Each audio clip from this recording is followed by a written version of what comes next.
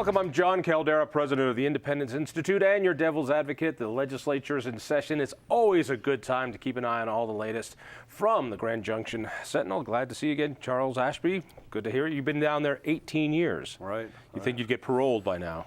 Yeah, but I'm not even quite old enough to drink yet. That's true. Apparently. So. Well, yeah, old rules you could. Right. From the AP, Ivan Moreno, glad to have you here as well. Thank you for having me. How long have you been down at the Capitol?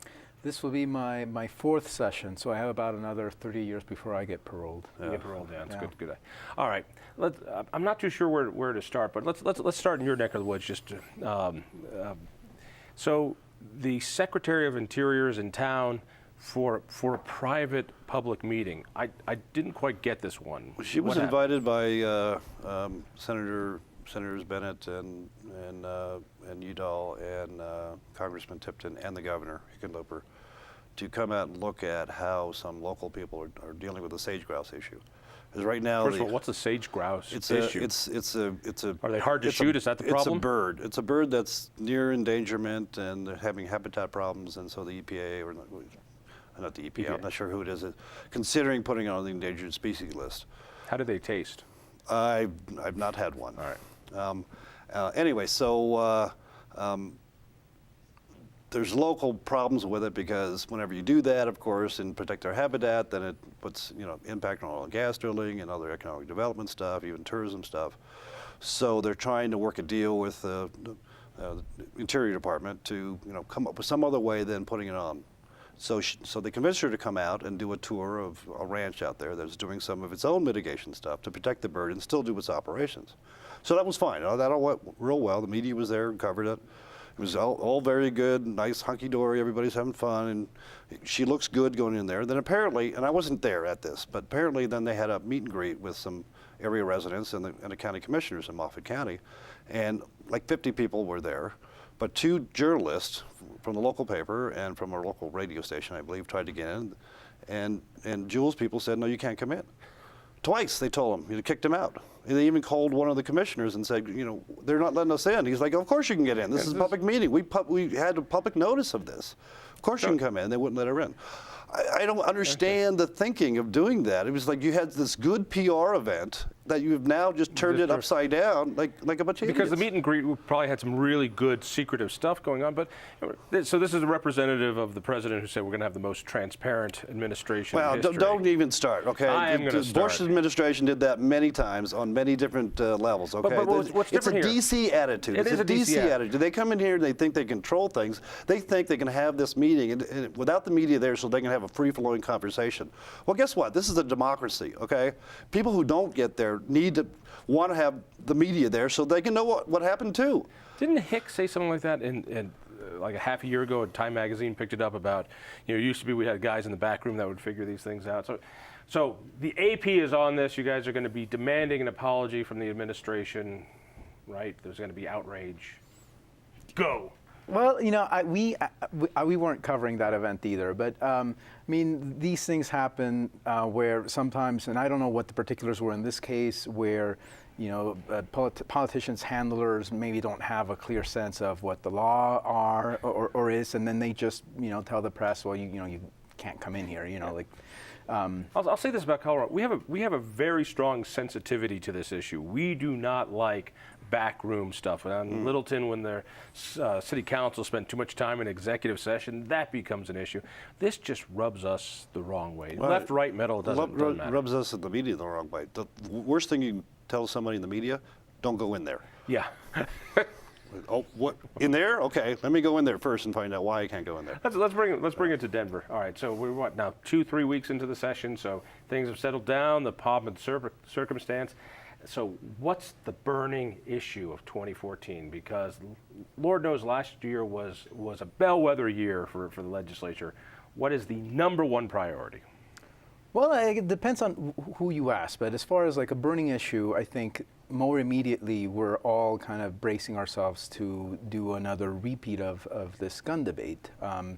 Republicans have various bills that have been introduced that aimed at repealing, like the magazine limit that was passed last year.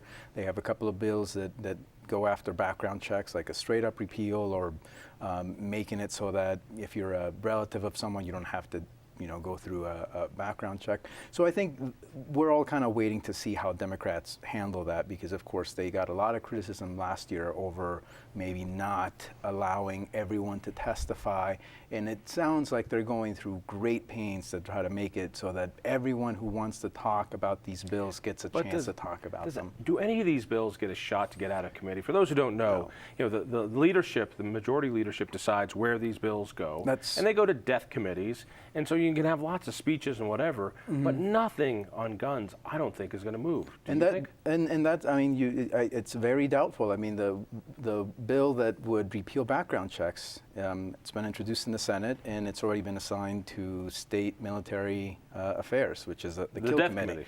Yeah. So I mean, so you're already kind of seeing it, but I think my sense is that Democrats want to get through this with as little damage as possible. And I think, that's what we're kind of waiting to see what happens. Obviously, last year, too, you had a lot of lawmakers who had a lot of gaffes during these bills. I'm sure maybe this time they won't. I didn't notice. I didn't notice at all. But you asked what the burning issue. Yeah. The burning issue is. The burning issue of this session is for both sides to get reelected, and for one to maintain the majority, one to get the majority. That's the burning issue. Every single bill that they've introduced for both sides is designed to help them get votes from wherever.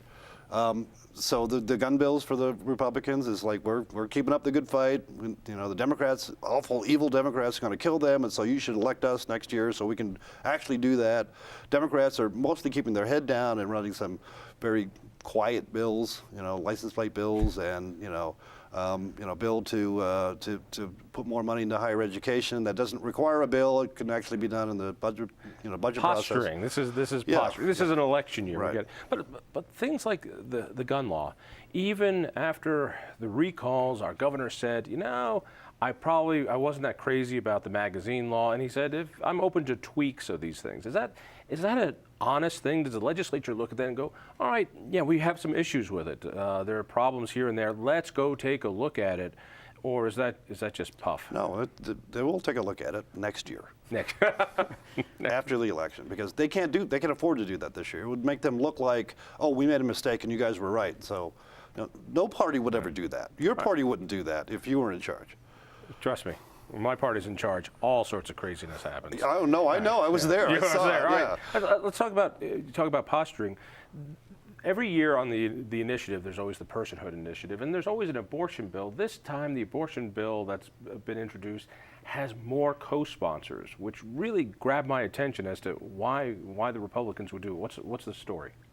Well, I think maybe I'm, giving the benefit of the doubt. A lot of these lawmakers, they repeatedly say we're here to represent our districts, and I think a lot of them view it that way. I mean, if you're a political observer, you might think, well, this might not be the smartest thing to do, but I think a lot of them just really see it like I'm in a safe Republican district. My constituents. Holbert's bill, is that right? I believe it's Representative Humphreys. Humphreys, okay. Yeah. Humphreys, I'm sorry. But yeah, I mean, that has a lot of co-sponsors, including the Republican leader in the House, Brian Del Grosso, who, again, is a very safe district in Loveland. I believe he has one more term after this. He doesn't seem to be someone who has aspirations for higher political office. Let's take this one, though. This is a perfect one.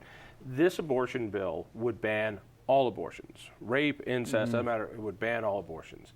Can we all vote? There's no chance in hell this would ever pass out of the legislature. Are we right on this? Probably. Oh, yeah, so this is a purely symbolic bill. So let me ask the political question.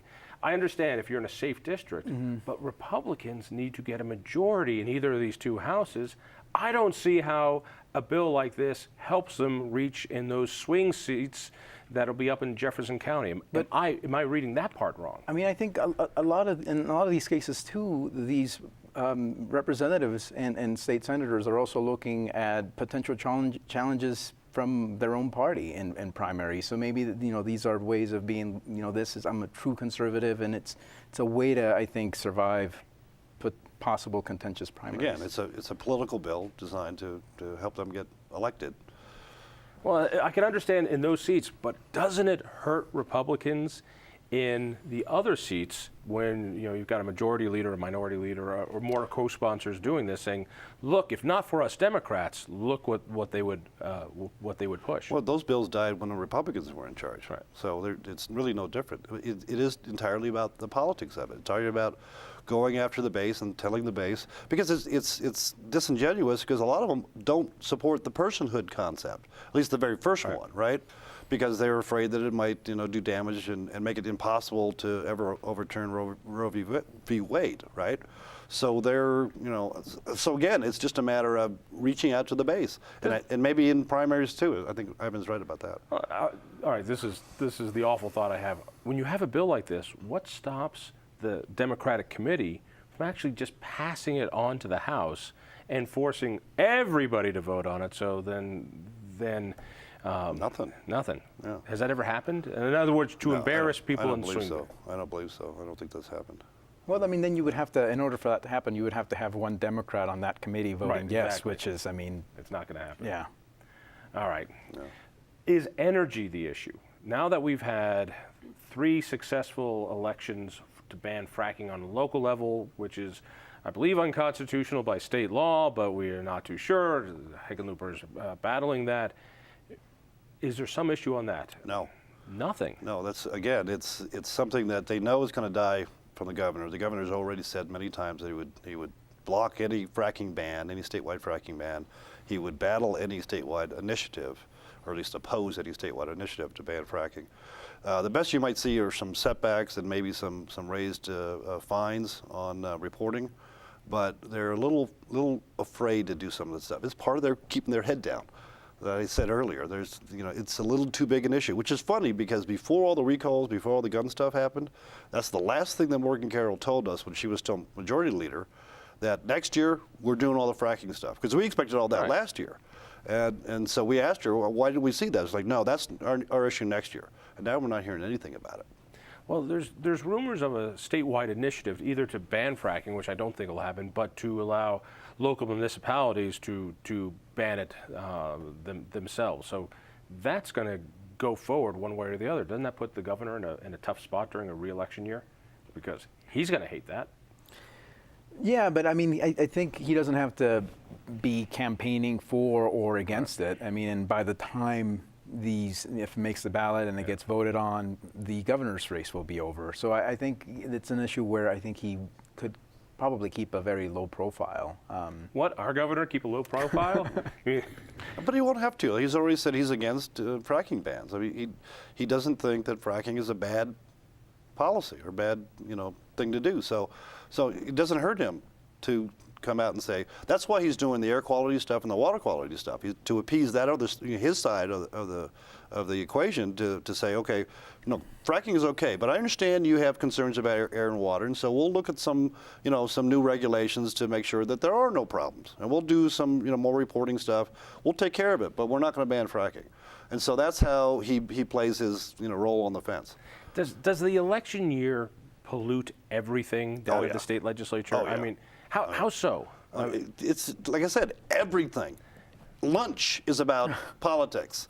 Everything they say, everything they do, every vote, they get them on the record one way or the other. It's all about being able to go and say, oh, I'm the co-sponsor of this, or I'm the ranking Republican member of this panel, even though that has no power whatsoever. I mean, everything that they do is about politics. You were mentioning Brophy, who's running for governor, has a bill that he wants to get out. It does that sort of thing. What is it?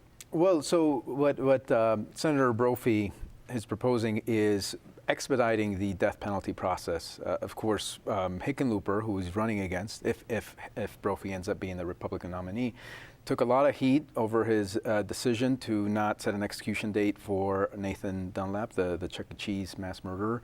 So Senator Brophy's bill essentially seeks to expedite the death penalty process, and it says that within 3 years of an appeal, the Colorado Supreme Court needs to hear it. Again, the goal being let's resolve this as soon as possible, and it gives him fodder to, as he's campaigning, hey, I'm tough on the death penalty, and trying to draw a contrast with Governor Hickenlooper. Again, a bill that's not going to see the light of day. Yeah. It's going to go to the Kill Committee, and that's, then why do we have to go through 120 days of this? Why don't, if that's all we're doing, can't we just do this in 2 weeks and everybody go home? home? Because it's fun to spend 4 months doing nothing whatsoever. It's fun. Talk to me a little bit about the personalities, because that's the best part of this. Now that we have so many candidates who are still involved in the process, not only do we have a Secretary of State who's got the state office who's running for governor, but we've got Brophy in the Senate, we've got Amy Stevens in the House, Waller wants to be AG, Right. you know, and it just continues. So how does that play out? I mean, just in testimony and appearance, what goes on down there? That's the same kind of stuff. Like I said, I keep going back to the same thing. Whatever they're doing. I mean, Waller, for example, is going to have more law enforcement bills. In fact, he's doing a bill that's going to make it a felony for having 3 or more DUIs. You know, so it's tough on crime stuff. I mean, I'm not saying it's a good or bad bill. A lot of people, it may actually get out. I mean, it's got some legs to it. But that's the kind of things that they'll end up doing that makes them look like they're working, you know, toward their next job. You know, we want to do this because I'm the best AG choice. You know, so give me another example. Didn't Amy Stevens have something with the healthcare exchange? The Amy Care. Let's grab that one, because Amy's going to be in a tight race with Ken Buck and Owen Hill, who's also on the Senate side of it. And since she was a prime sponsor of the exchange bill here in Colorado that has gotten so much attention, so much heat, you know, obviously Owen Hill and Ken Buck and others will be shooting at it. What does she do to mitigate that? Well, I mean, what's interesting is that you've seen a lot of Democrats kind of just heaping praise on her, and I think it's intentional, being like, oh, and thank you, Representative Stevens, for helping us implement this Colorado solution to, you know, these exchanges. So you see a lot of that, and I'm sure she hates it, where they're just being like, thank you so much for passing this bill. As far as like what she can do, I mean, I don't know. I mean, maybe she says if we hadn't done this, the federal government would have come in and done it their own way. I mean, I think that's one of the only things that she could say in return. But I mean, she's definitely in a tough spot when it comes to that. And I've had other Republicans come to me and say that they've advised her just to own it. I mean, just to own it. You did the bill. The bill was an idea that came far before Obamacare, and it was a Bill Owens idea, and she'd been working on this for years on it. So other Republicans tell her, you just own it, okay? You know, you can still blame Obamacare, just like Mitt Romney did, and the same thing with Massachusetts. That's what she's got. But instead, she's taking this tack to attack Udall every time she gets for, you know, his supporting of the Obamacare, and it could come back and bite her in the ass. So these things happen all the time, and you get to see this. What we didn't see last year, and as a Republican, it was amazing to see Republicans hold together the way they did, and they don't usually do that. Even in the minority, they do this. The gun issue brought them all together. Yeah. Not a single Republican supported Amendment 66. Not a single elected Republican. I've never seen that. There's usually a handful that peel off and go, it's for the kids.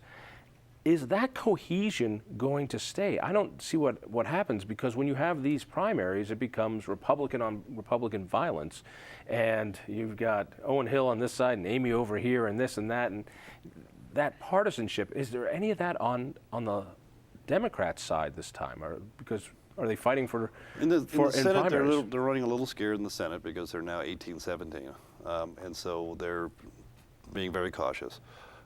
Only time will tell about the Republicans, to answer your question about the Republicans, because we haven't really gotten into the real more meaty stuff and floor debates and this and that. The gun bills haven't even been done yet.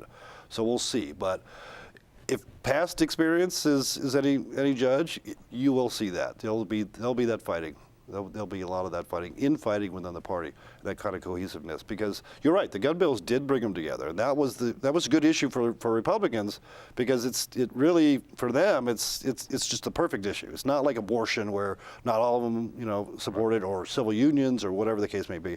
With guns, you know, that's perfect. We're opposed to all of that. You know, so it's easy for them to stay unified with that. And I know that the leadership, Cadman and Del Grosso, are trying to, you know, keep that alive as best they can. But because of that infighting going on, I don't know if they can. We'll see if they can. Is there any sort of Democrat on Democrat fighting going on? or are they always just so well behaved? Because from my point of view, I don't see it as much from the Democratic side.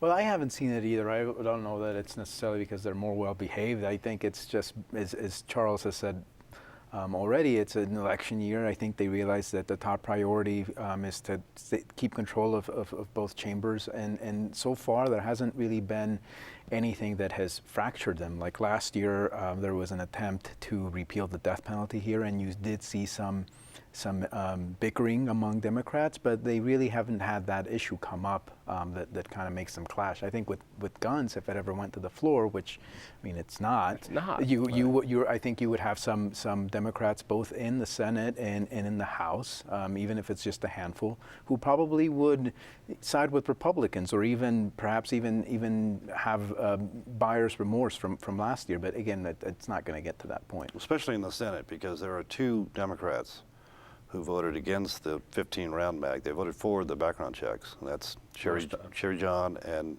Lois Togtrop. And that's why they know that bill cannot get to the floor for the Democrats, because they would vote the other way.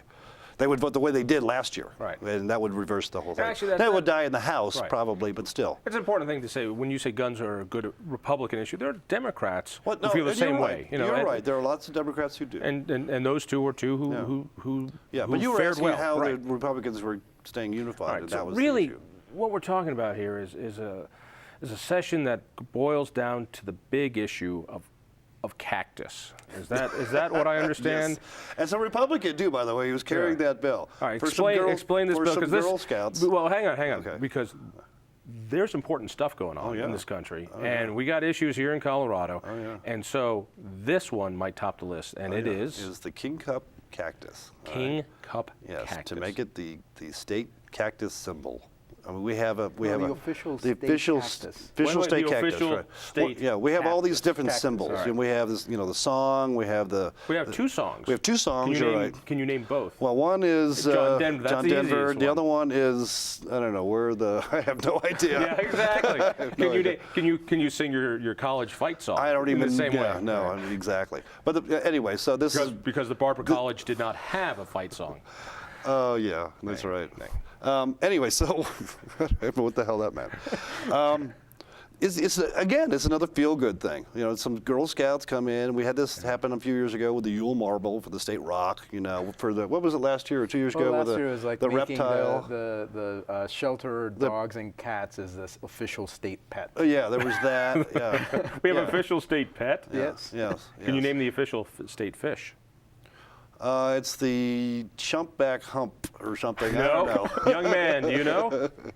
It's the cutthroat trout. Oh, okay. Really? Well, that makes sense. There right? we go. I figured it'd be something odd, like the exactly. western-painted turtle. All right, so we're going to have an official state cacti. Well, we'll see if we have it. We probably will. But it's a feel-good thing. I mean, it's just some kids are coming, and who can say no to a Girl Scout troop, especially if they bring cookies, right? Yeah, exactly. And usually, sometimes these are ways to show kids how the sausage gets made, Right, and then yeah. they get to see how the bill goes to committee. And and last year we even had like some lawmakers. I still don't know whether it was serious or in jest, who were like opposing this state shelter pet bill. Well, they wanted. Yeah. They had certain other pets that weren't on the list, like the ferret and stuff like that. Yeah. Not to say anything bad about ferrets. Just ferret owners. Yeah, All right, just- let's be honest about that. Not even going to say that either. right. You can. So give me some predictions. So by the end of this session, we got to deal with this crap all the way to the beginning of May. So it sounds to me like we got a whole bunch of nothing going on until May. Am I missing that? There's not a burning issue here that has a chance of getting a real debate. We may have a few things that come Like up what? that'll be interesting. I can't tell you. Well, What do you mean you can't tell me? What? Because you don't know, or No, you I guys do just- know. I just haven't Come read on, the tell me. story yet. I can't tell you yet. This isn't going to air for weeks and weeks and weeks. Come No, on, I'm not come telling on. you. Well, I think what we should remember, though, is that sometimes the things come up in April or May that are on nobody's radar at this point. Like last year, the big election overhaul, we didn't really start hearing much about it until April. Or this new... This was 1303 Yeah. that changed our election, Yeah. which allows people to go to Colorado Springs and vote wherever they want to, just in case you're interested. There are fixes to that being floated about. Yeah, and that's, but again, those won't go anywhere. Won't go anywhere. And yeah. No, but there are some the clerks are coming back with some fixes to that election bill. That it'll probably be some debate. They'll bring in some other amendments to do what's going to happen in those bills that will die. So you might see some interesting debate on that, on the election So really, stuff. the only debate we're going to see is going to be in committee rooms where the Democrats kill a bill or pass a bill. And As Ivan that's says, you never know. I mean, some things will come up. No, it won't be as big as last year. I can tell you in 18 years, last year was an anomaly.